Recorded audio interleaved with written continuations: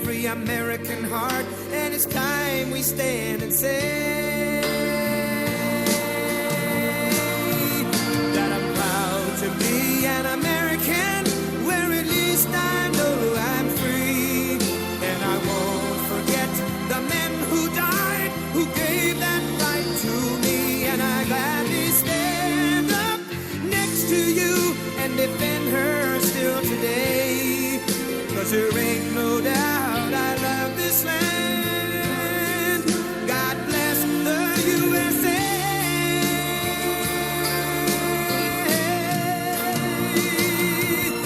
And I'm proud to be an American, where at least I know I'm free. And I won't forget the men who died, who gave that right to me.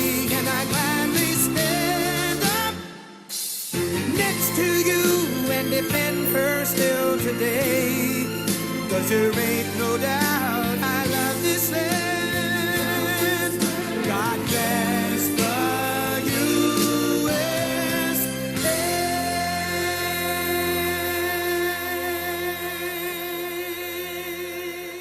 Well, thank you very much, everybody. It's an honor.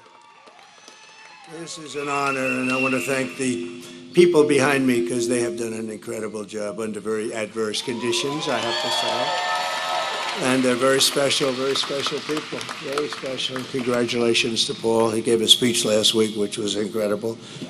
I mean, they endorsed me, so I have to think it was incredible. So thank you all very much. It's a great group of people. They love our country. Before we begin, I want to address the unconstitutional decision issued today by a radical judge appointed by Biden, and it just came down in Virginia, illegally allowing non-citizens to vote in our elections. In fact, a poll came out, 87% of the people disagree, so that's pretty good amount, isn't it, Ted, huh? The outrageous decision goes against the very bedrock of our democracy, and thankfully, Virginia Governor Glenn Youngkin, who's doing a terrific job, is working hard to fix this problem. They found thousands of illegal votes, and the judge said, you didn't do it in a timely fashion. They did it a long time ago. As legal scholar Andy McCarthy just said, and very correctly, how can non-citizens be allowed on the voter rolls if their voting is a federal crime? Constitutional law professor Jonathan Turley, two great guys, by the way, also notes that it is a crime to be a non-citizen voter. Removing illegal voters off the voting roll should be a big priority for this country, and yet instead we're scorned by a judge. This is blatantly un-American, and it's election interference, and Kamala Harris is behind it very much. And so I just wanted to bring that to your attention. And obviously, I mean, it's up to the governor of Virginia, Glenn Youngkin, but I assume they're going to be appealing it. I think he's going to. And they feel very strongly about it. So we'll see how it goes. But you have to get the confidence going for elections when you have decisions coming down like that, where they allow people to vote that blatantly aren't qualified to vote. It's pretty sad for our country. We have enough problems with the elections. It's about confidence. We're here today in the great state of Texas, which is, I like it. Which under Kamala Harris has been turned into ground zero for the largest border invasion in the history of the world. You're lucky you have your governor and people like Ted and Dan and all of the people, Sid. Even John, who's from a different state, but he feels the same way, or you would really have problems. But you've done an amazing job under the circumstances. But the federal government's supposed to be doing that job, and it should be easy, and it's not because of the people. But over the past 4 years, this state has become Kamala's staging ground to import her army of migrant gangs and illegal alien criminals into every state in America. And every state's a border state. You've heard that. It's true. Paving a trail of bloodshed, suffering, and death all across our land. And it's only getting worse. It's just incredible when you look at the numbers 21 million people at least during this 3.5-year period. And many of them, as you know, are murderers, drug dealers, people from jails. They're letting their people out of jails and bringing them right into our country. We're like a dumping ground. What Kamala Harris has done on our border is cruel, it's vile, and it's absolutely heartless. Her policy of importing migrant gangs is a crime against our country. It's actually a crime against humanity. And her abolition of our border should disqualify her for even running. I mean, I don't know how you can run for the president of the United States and allow people to pour into our country. And we're talking about seriously criminal people, many of these people, and they come from all over the world. It's not just South America. They're coming in from Africa. They're coming in from the Middle East. The Congo, that's a hot place right now. A lot of people coming in from prisons in the Congo. They're coming into our country. It's not even believable, actually, when you think. You know, you're standing up here, you're saying this stuff, John Barrasso, but you're saying this, and you say to yourself, you know, is it even believable? It's sort of like, actually in a smaller way, but still very important, men playing in women's sports. Who would want that? But, you know, 10 years ago, you would never say that. And then you have the transgender operations all over the place. And you're saying this, and you have parental guidance, and we want our child to be parentally guided. And you have to make apologies for the fact that they're not, but they're going to be, and we're going to bring that back. We want our parents. But, you know, if you go back 10 years or 15 years ago, if you ever made a speech like that, they'd say, this guy's crazy. What is he talking about? Those things would never happen, and they didn't happen until a certain time ago with the radical left. No person who is responsible for so much bloodshed on our own soil can ever be allowed to become president of the United States. And I think she's coming here today. She doesn't want to go to a swing state because she's losing so badly in those states, so she decided to come to Texas, and I'm sure she'll be treated very nicely. Today, she picked the wrong place. I think she picked the wrong place. What do I know about politics? I haven't done it that long, actually. But today, Kamala is here in Texas to rub shoulders with woke celebrities. Isn't that exciting? But she's not going to meet with any of the victims of migrant crime while she's here. We have many of them right here, the families. We have many of them. And they're incredible people, what they've gone through, the hell that they've gone through, and will continue to go through, unfortunately. She'll not speak to the grieving mothers from whom she has stolen the brightest light in their lives. She was in charge of this border, and she doesn't like being called border czar anymore. She didn't mind it almost 4 years ago, but now she doesn't like it. But you don't need that term. She was in charge of the border. She never came here, and she never made one call to these people behind me or anybody in the group. Not one call. She's in charge. She deals with Border Patrol. She hasn't made, Paul, not one call in 4 years. So we're joined today by a Texas mom, Alexis Nungary from Houston, a great woman. This past June, thank you. Great one. Where is Alexis? Where is she? Come up here, Alexis. Come up here. So this past June, Alexis's 12-year-old daughter, her precious angel, as you say, Jocelyn, we all called her that. We feel we know Jocelyn, and she's had a big impact, Alexis. You know that, right? She's had a big impact.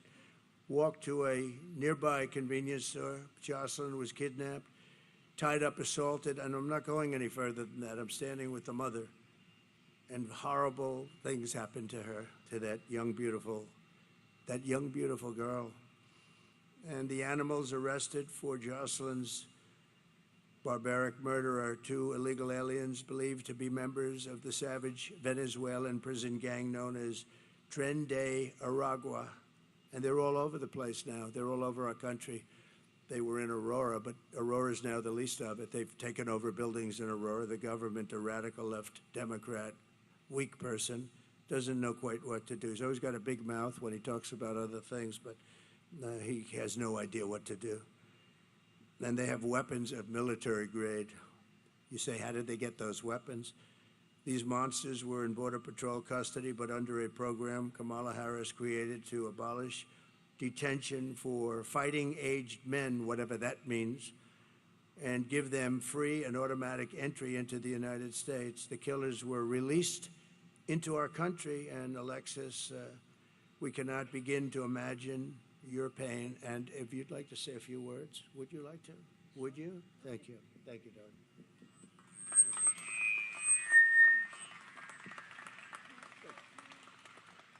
I want to thank everybody for Donald Trump, really, for the opportunity to be able to say my daughter's story. I know everybody knows somebody that was like her. She was 12.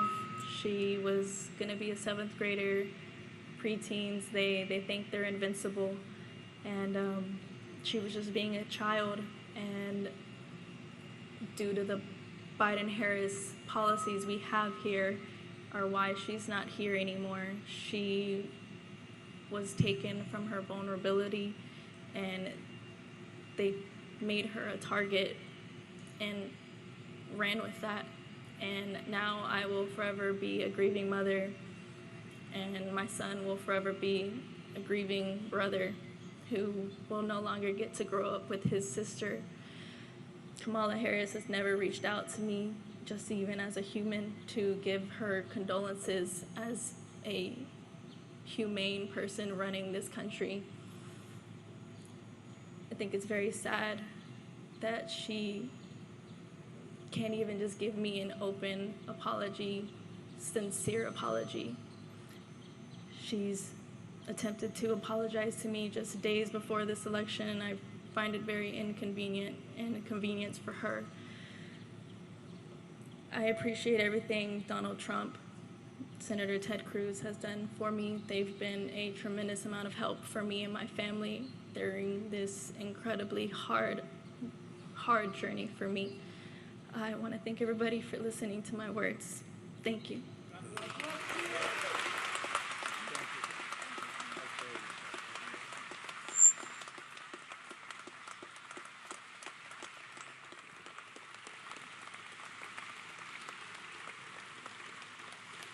So I want to thank you, Alexis, and we will never forget Jocelyn. We're not going to. We've all seen her picture.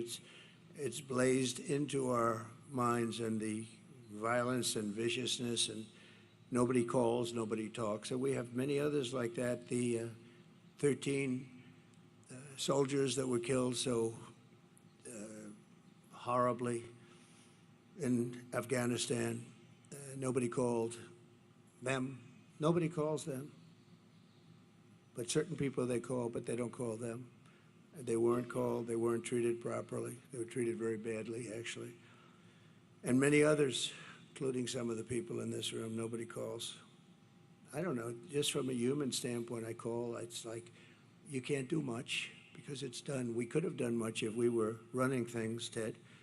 We would have had strong borders. We would have had all the things. At least they would have had a real good chance of not having been caught up in this crime wave that's happening. It's a crime wave. The number of people coming in, we have no idea what the number is. I say 21 million. A lot of people think it's more than that. And then you start talking about the gotaways. I think the gotaways could be, Dan, double that. Who knows what it is? They're running into the country. We have no idea. That we call them from parts. I call them from parts unknown. As of 2 weeks ago, Tom Homan told me it was 181 countries were represented and people pouring in. So it's no longer just a small group of people from the 3 or 4 countries that we're accustomed to talking about. In an interview last week, Kamala Harris was asked directly if she would apologize to Alexis for letting in the savage killer that took Jocelyn's life, and Kamala Harris refused to take any responsibility whatsoever. She refused to own up to the fact that open borders and totally unchecked, it's not even open borders. Open borders are horrible, and how stupid are they? How stupid. We're the only country in the world that has this. But they don't even check them. They don't vet them. They don't know who they are. They don't know where they're going. They just come in, and then they fly them over, you know? When the border got a little bit tougher because people were getting angry and just We had citizens standing at the border wanting to do, and then they get in trouble because they want to do the job the federal government's supposed to be doing. But she refused to own up to it. And last night she said she wants to make strong borders. I mean, what she did last night and the night before, the town hall with Cooper was just unbelievable. Allison Cooper got so angry. But think of it,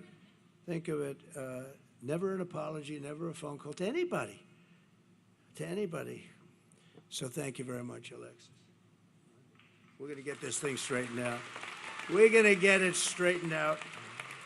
We got to get it straightened out. Just from the standpoint of our heart, no calls, no nothing. Worst of all, Kamala refuses to stop importing these killers into our country every day. She brings in more. She's got no remorse at all for the innocent blood that's on her hands, and the blood is on her hands, and Biden too, but Biden doesn't know where the hell he is, so what difference? I just saw him. He's making a speech somewhere, and he screwed it up pretty badly. But he's got his glasses, the whole deal, standing outside, wind blowing. He doesn't look great for us.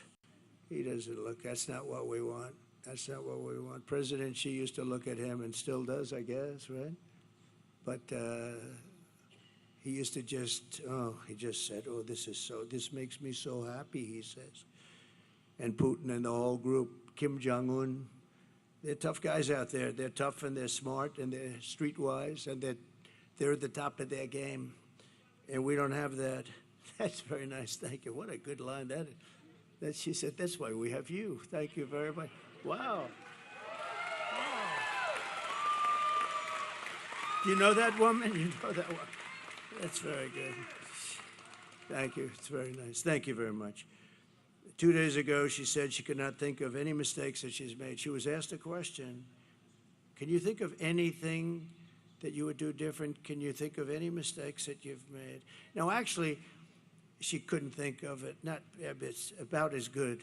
She could say, I would have strengthened the border, I would have lowered taxes, there are about 500 answers she could give, and you're out of that question, right? She couldn't think of a thing. You know, the worst of all, though, really is 325,000 young children are possibly dead, but many of them are dead, but they're sex slaves, or at a minimum, they're missing. They'll never see their parents again, most likely. We'll do everything we can when we come back. I don't know. It's very far down the line. We're going to do everything we can to get them. But think of what that number represents, Dan. 325,000. And the fake news media doesn't even talk about it.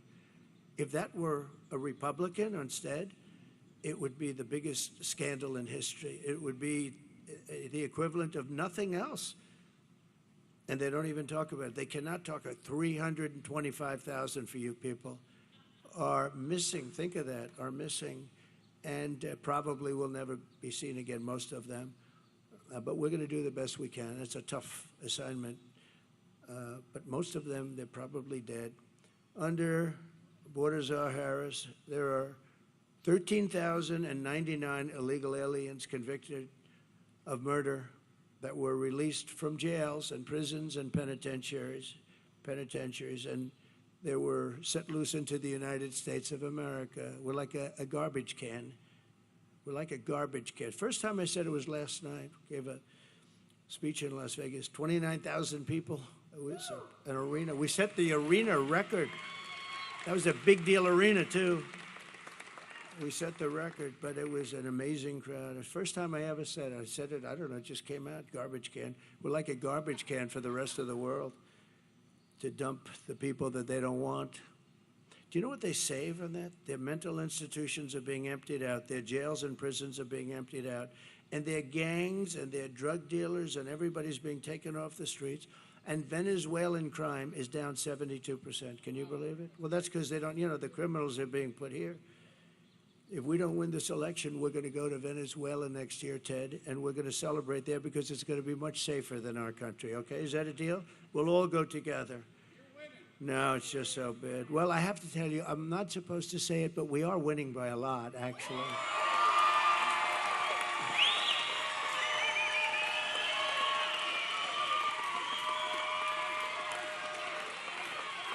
And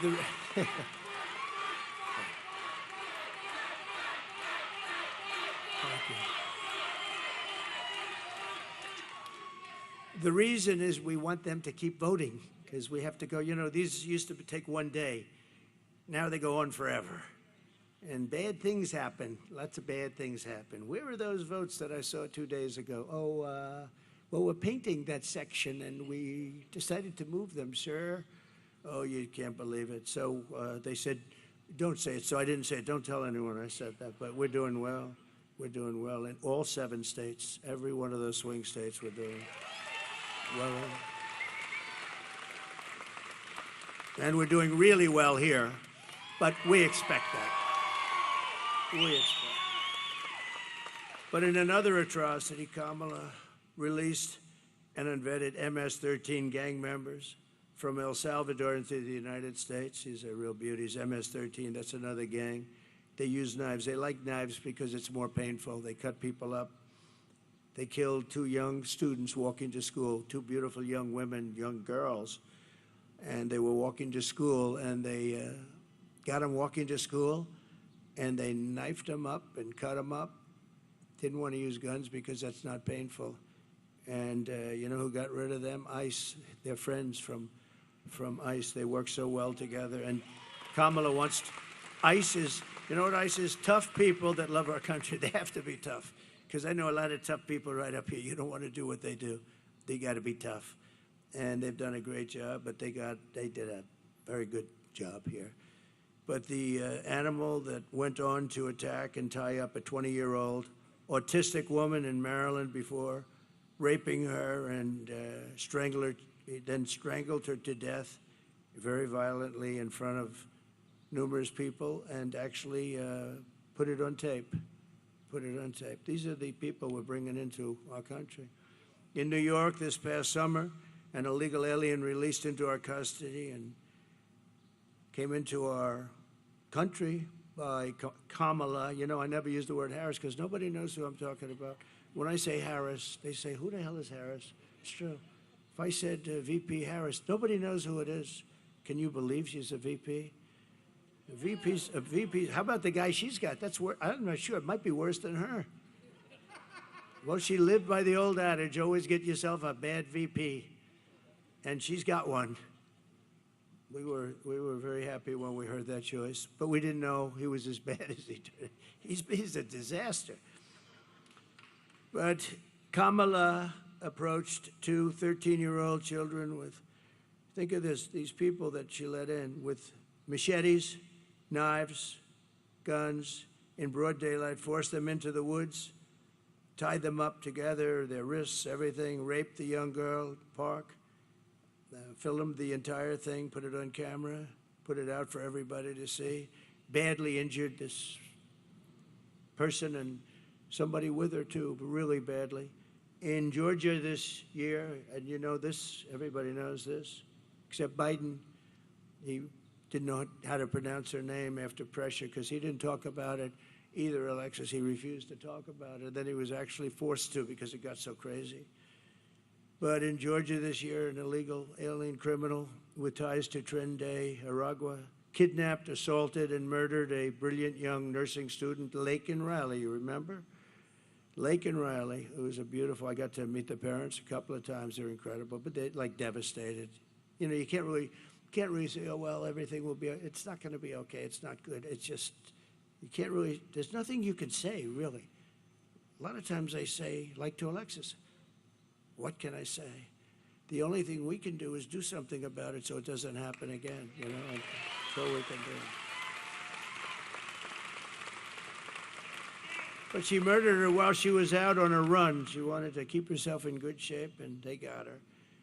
Her killer was yet another monster released into America through this open border policy of Kamala and her group of radical left idiots.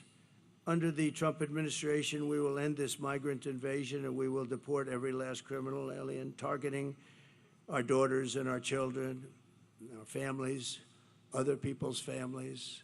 They're going to be gone. They're going to be gone fast. some are so violent, we can't let them go. We can't send them in because they'll come back. But we have some pretty strong policies that we're putting into place immediately on January 20th. We're honored to be joined by many of the incredible Border Patrol agents and law enforcement heroes who will help us restore safety to America. And I'd like to invite a very special person. He made such a good speech last night. They endorsed me. And this gentleman made a very good speech. I said, I'm going to have to go back and start practicing. Ted, you and I are going to have to practice a little bit. But Paul Perez just assumed the big power position from Brandon, who was a fantastic guy. He's still involved in so many ways, but they endorsed me, something they're not really probably even supposed to do. I won't get into that, but they love the country. And in endorsing, they said very bad things about her. They don't want to say bad things either. They want to say great things. Even me, I didn't know I was going to do this. We had a very good first election. We had a much better second election. We got close to 12 million votes more than we did the first time, the highest number in history. And okay. And then I saw what was happening with the country. It was so bad and so incompetent. It didn't take long. I would have preferred that the country was really well run. John, I would have preferred it. If the country was really, if Biden got in there and he was a great president, I would have actually preferred it. And right now I'd be on a beach or a golf course or something. I'd be doing something else. But I'd rather be in Texas with you, I can tell you that. I'd rather be in Texas with you because we're going to make our country great again, and we're going to do it. And if I could ask Paul just to come up and say a few words, and I appreciate very much the endorsement, Paul. Thank you very much. Please. Thank you, President. Thank you, President. I really respect the fact that you came out to Texas to highlight migrant crime, illegal alien crime. We've got some good people here in the front row that have been supporting the governor's efforts to do the federal government's job. And so we really appreciate that. But I want to talk about the person that's going to be coming to Houston tonight, not to apologize or highlight illegal alien crime, but to party like a fool on stage with celebrities. Instead of apologizing to the families, this is somebody who likes to brag about being a former federal prosecutor who prosecuted transnational gangs and cartel members. So she knew better, President Trump. She knew better than most exactly the threat that these people, these animals, create, the threat that they bring to our communities that will harm our families. And these scumbags listed here on these pictures here are part of the Kamala crime wave. And because of that, the Kamala crime wave has devastated cities. President Trump strikes fear in the enemies of America. That is the type of leadership that we need in this country. Just recently, the criminal cartels have greenlit firing on Border Patrol agents. They would have never done that under President Trump because they know he would send the message that if you touch a single hair on a Border Patrol agent, I will eradicate you. That's the strength and leadership we need from President Trump. Not the clowns that are running for president on the Democratic ticket. My daughter can handle a shotgun better than Tim Walz. And he served in the military, as he claims. The Secretary of Homeland Security, also a former federal prosecutor. They know better. They should have stopped this invasion. They did nothing. They not only facilitated, but they encouraged it. This border needs to be fixed, and the only person that can fix this border is Donald J. Trump.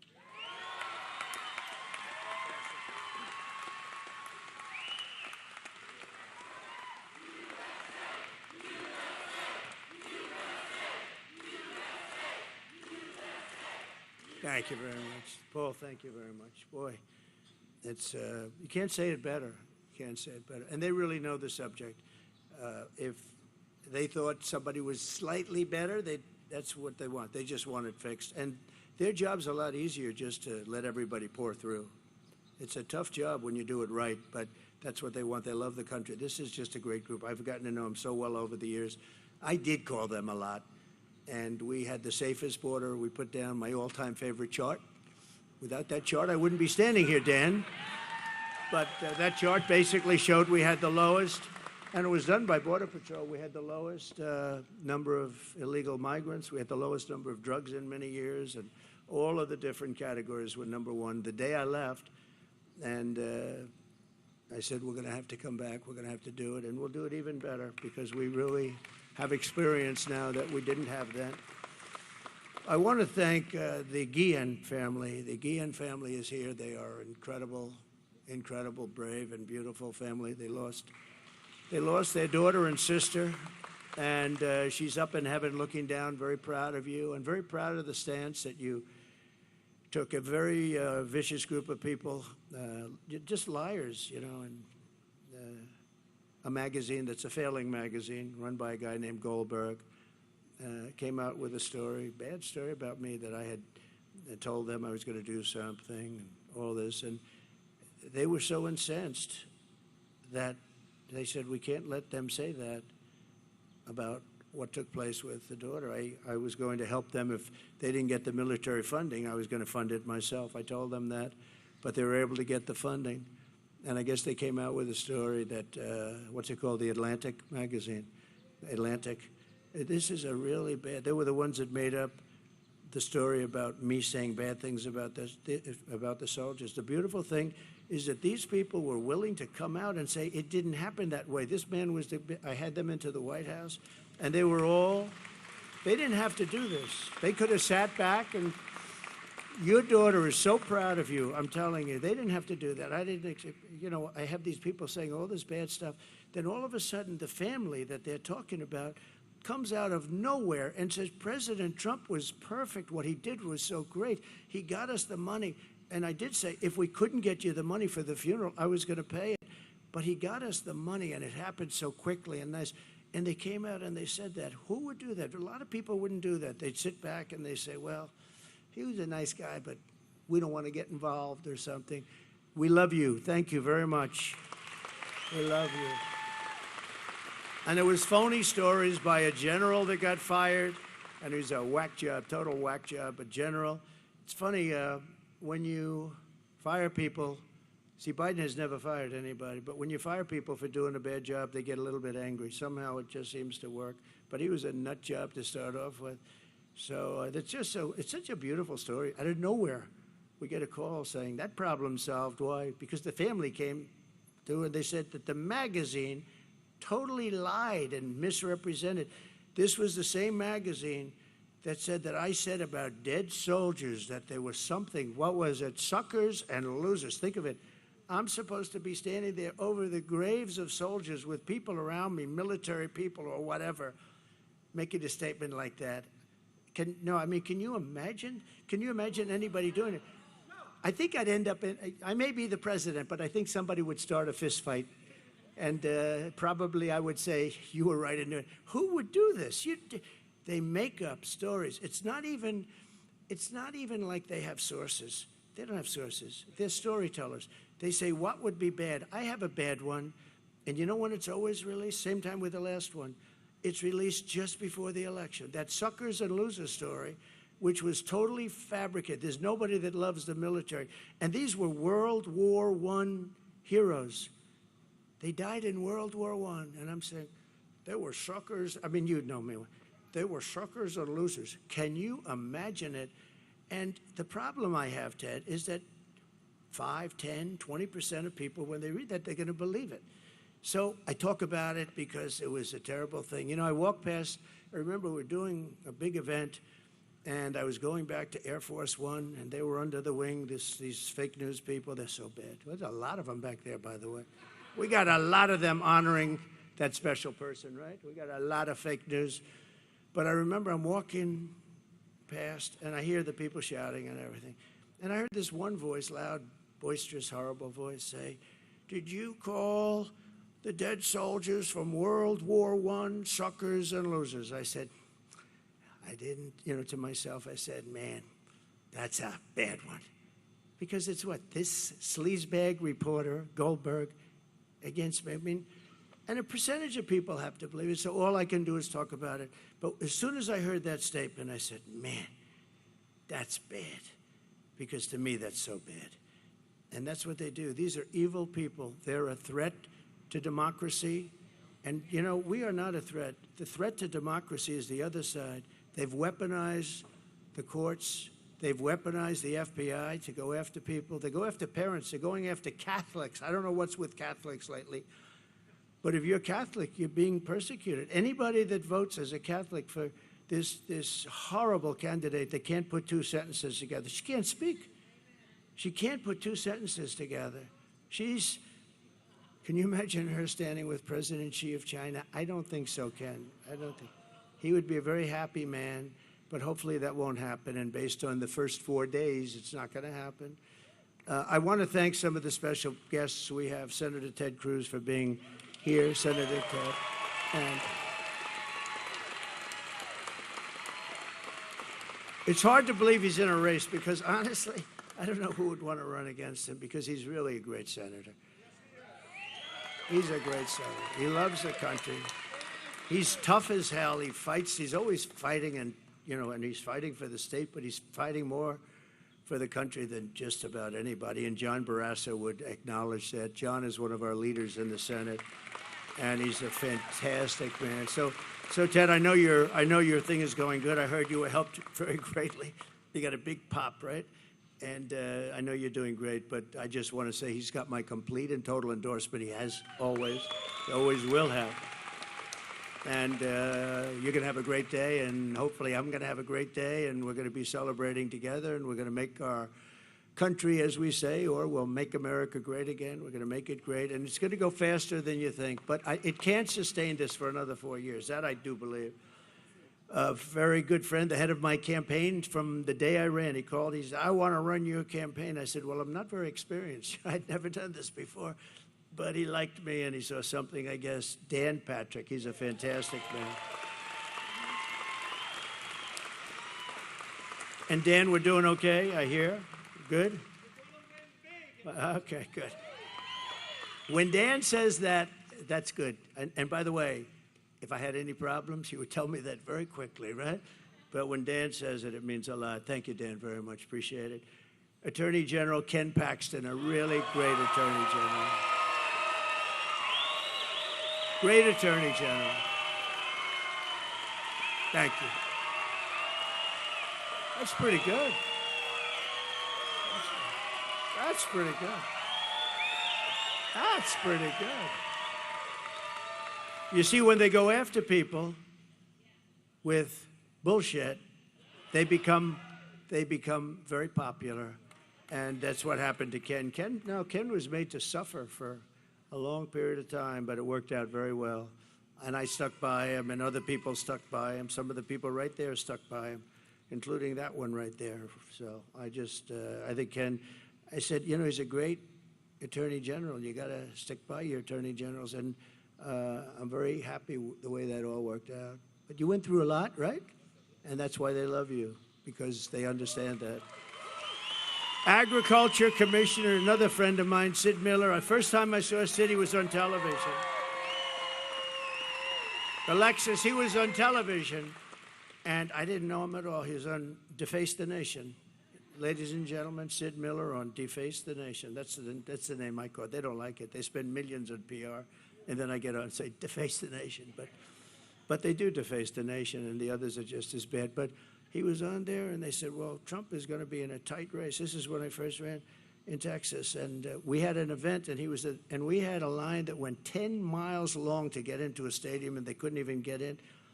And he looks at the anchor. He said, listen, I'm from Texas. He's had that beautiful hat on. I love that hat. I'd love to wear it, but it wouldn't work for me, I don't think, Ken would.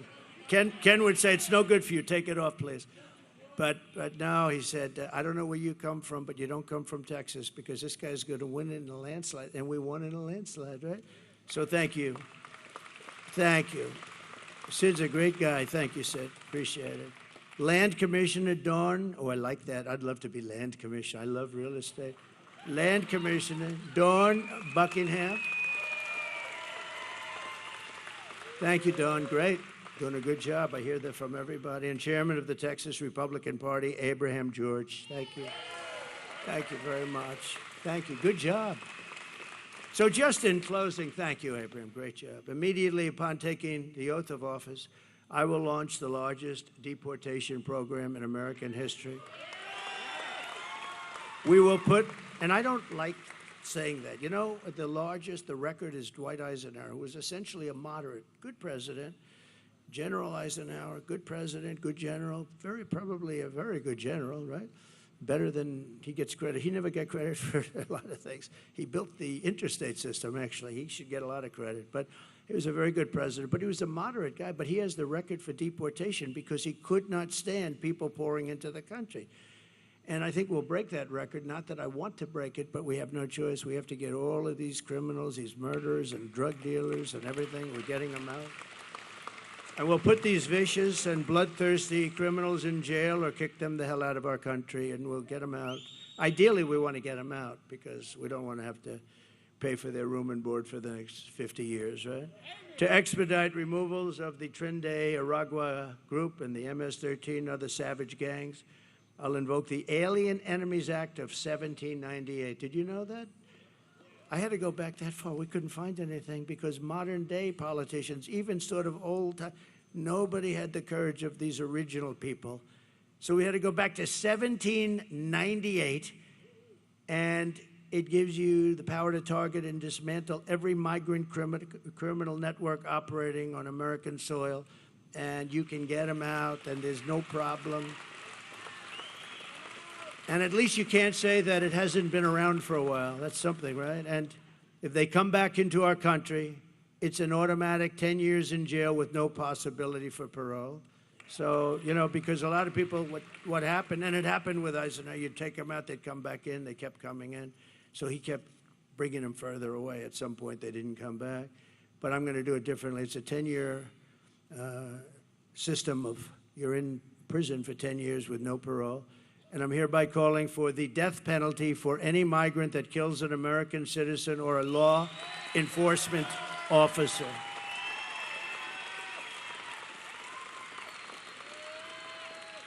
And you'll be amazed how it worked. You know, when I was in the White House, we had a lot of people that wanted to pull down statues and things, and I didn't like it too much, and we didn't have time to pass a law because they were really getting pretty violent around in Washington, D.C., and they wanted to pull down. You know, actually, when they started roping up Abraham Lincoln and a couple, I said, I'm not even sure they knew what they were doing.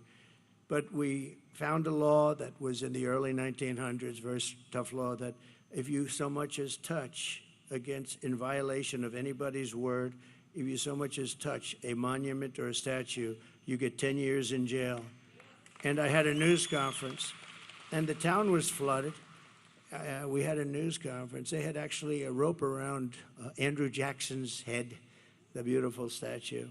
And I said, we're going to go fast. And I went out, I did it. And it was a beautiful sight. The second I announced 10 years in jail, no probation, nothing. And as soon as I said it, everybody just sort of walked. I could see them walking. I don't want to use the term I used last night. A certain part of their body, I watched the back. I saw thousands of them, and I said, what a beautiful sight. They just left. And that was the end. We had no more problem until about 2 months ago, in D.C., where they became very violent. They were fighting with police. They were putting spray paint on our beautiful, on the lions, the beautiful lions. And, you know, they're sandstone, and that's a very porous stone. You'll see that spray paint for many years to come, like hundreds of years. You can't really get it out. It goes deep into the stone. And to the best of my knowledge, nothing happened to them, did they? They were beating up cops, or the cops were beating them up, but they were fighting.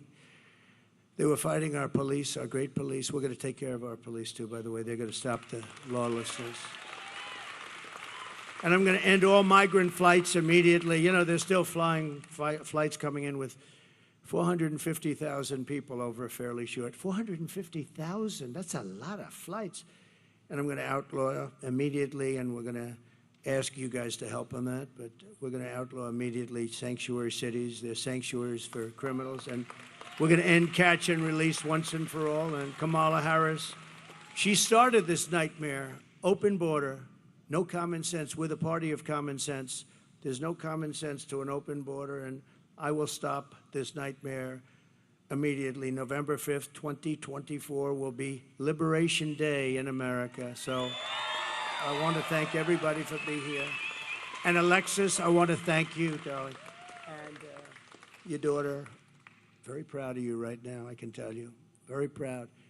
This unbelievable family back there, thank you very much. We won't forget it. We're going to meet in the White House.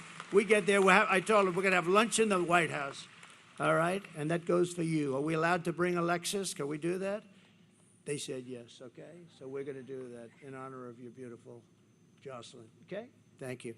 Thank you very much, everybody. We greatly appreciate it. Thank you, guys. Thank you, Ted. Thank you, everybody. Thank you very much.